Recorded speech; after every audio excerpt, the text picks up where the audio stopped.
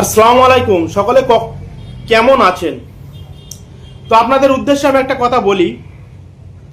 আজকে আপনারা দেখলেন যে যুব ভারতী ক্রীড়াঙ্গনে মানে সল্টলেক স্টেডিয়ামে একটা ঘটনা ঘটে গেল যে লিওনেল মেসি এসেছিল। তানার আসার উদ্দেশ্য করে অনেকেই অনেক রকম প্রেস মিডিয়াতে বাইট দিয়েছে। আসল সত্যটা আমি আপনাদের সামনে তুলে ধরছি। ঘটনাটা হলো, আপনারা গুজরাট দাঙ্গার কথা নিশ্চয়ই মনে আছে।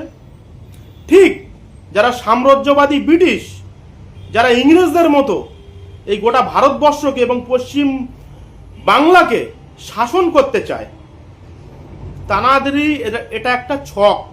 কারণ আমি এই সন্ধ্যার আগে থেকে মানে বিকাল 5টা থেকে আমি কিন্তু 7টা পর্যন্ত তৃণমূল ভবনে ছিলাম কোনো একটা বৈঠকে, এবং সল্টলেক স্টেডিয়ামের পাশ দিয়েই আমি কিন্তু ফিরেছি।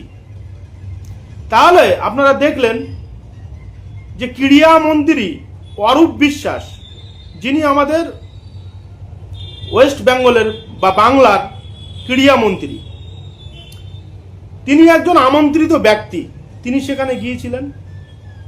আমি মানলাম, বা সোশ্যাল মিডিয়াতে যে জিনিসটা ছড়িয়ে পড়েছে যে সেখানে মানে যারা ওই দায়িত্বে ছিল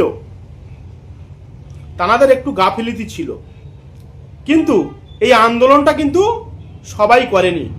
এটা কিন্তু বাইরে থেকে একেবারে ছক কষে যাওয়া হয়েছিল যে আমরা কোনো একটা ইস্যু নিয়ে এবং আন্দোলন করব। কারা আন্দোলনটা করেছে? সেই গেরুয়া ধ্বজ নিয়ে। তাহলে গেরুয়া ধ্বজ কারা নেয়? তারা সাম্রাজ্যবাদী ব্রিটিশ, যারা 1947 সালের আগে ভারতবর্ষকে শাসন করেছিল। তাহলে সেখানে কি দেখানো হলো? সেখানে যারা সাম্রাজ্যবাদী ব্রিটিশ বা ইংরেজদের সহযোগিতা করছে, যারা এই বাংলার মির্জাফর, তারা অনেকেই অনেক রকম বিভ্রান্ত ছড়াচ্ছে। এই সল্টলেক স্টেডিয়ামটা একটা বিশাল আকার স্টেডিয়াম, এবং এখানে এই যে ফিফা প্রোগ্রাম, এই প্রোগ্রামের জন্য কোনো রকমভাবে দায়ী আমাদের রাজ্য সরকার বা মুখ্যমন্ত্রী নন। এখানে যারা গেরুয়া ধ্বজ নিয়ে রাজ্য সরকারকে বদনাম করার জন্য এই যে অপকর্ম চালিয়েছে, সেখানে আপনারা দেখবেন বেশ কয়েকদিনের মধ্যে আমার কথাটা আপনাদের অক্ষর অক্ষরে মিলে যাবে। কারা এর সঙ্গে জড়িত বা তারা কিভাবে ঢুকেছিল, এবং গেরুয়া ধ্বজ নিয়ে আন্দোলন করার পরে তারা যখন সাকসেস হলো তারা কিভাবে হাসি মুখে বার হচ্ছে, আপনারা সবটাই আপনারা নজরে দেখতে পাবেন। এবং কিছু আমাদের মুসলিম মহামাডানদের ভিতরে কিছু ভণ্ড আছে যারা মির্জাফরের মতো কাজ করছে সেই সাম্রাজ্যবাদী ব্রিটিশ ইংরেজদেরকে ফেরানোর জন্য, যারা সাম্প্রদায়িক দাঙ্গা লাগানোর জন্য সারাক্ষণ তৈরি আছে।